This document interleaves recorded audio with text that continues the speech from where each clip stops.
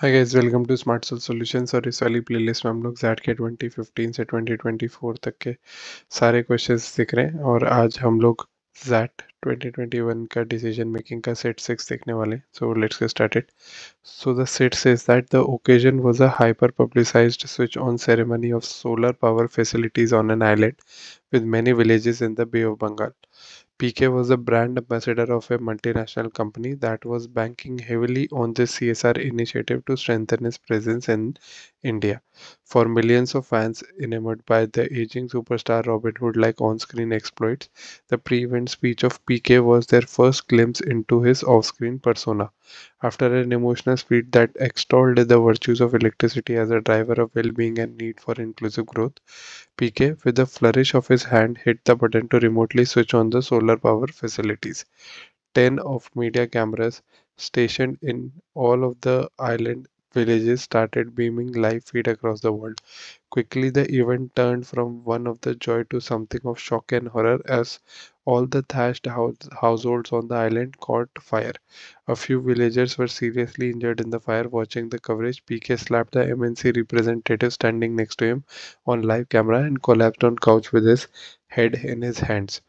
तो बेसिकली एक एमएनसी है जिसने सोलर पावर का इनिशिएटिव लिया है।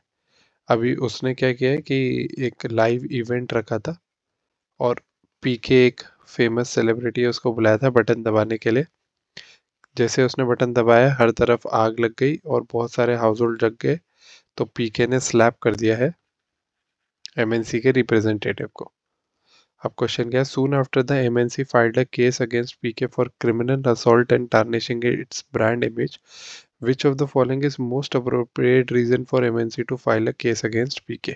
ठीक है, एमएनसी के सपोर्ट में बताना है।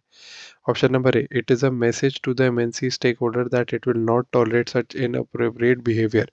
काफी बढ़िया ऑप्शन है। एमएनसी के स्टेक होल्डर को ये बताना चाहते हैं कि भाई जो इसने किया है, पीके ने ऐसे थप्पड़ मारना, ये टॉलरेट नहीं करेगी कंपनी, दैट इज रॉन्ग। तो एमएनसी के स्टॉक होल्डर को अपने कॉन्फिडेंस में लाना बहुत ज़्यादा ज़रूरी है कंपनी के लिए इस इंसिडेंट के बाद। तो B, the MNC's mission statement includes employee first customer second.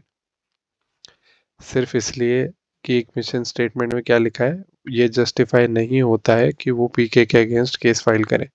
The MNC is forced to respond given the public slapping of its representative.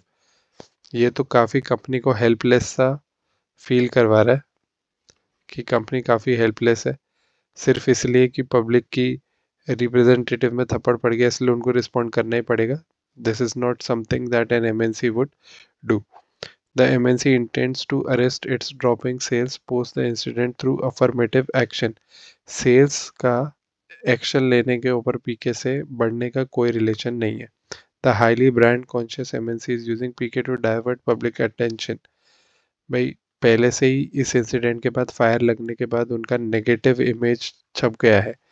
अगर वो ऐसा करते हैं कि केस फाइल करते हैं, तो बल्कि ये कोई ब्रांड को और ज़्यादा प्रमोट नहीं कर रहा है, ये तो ये दिखाएगा कि भाई एक सेलिब्रिटी गुस्सा था कि तुम लोगों ने क्या कर दिया, उसने स्लैप किया और आप उसके अगेंस्ट ही जा रहे हो। तो this is not improving their brand image eventually also. तो इसलिए ये आंसर नहीं होगा, आपका आंसर हो जाएगा option number A. Thank you for watching, I hope you like the video.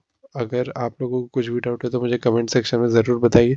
Next video में हम लोग सेट 6 के क्वेश्चन नंबर 2 को देखेंगे। Till then stay tuned to the channel and do like share and subscribe Smart Soul solutions.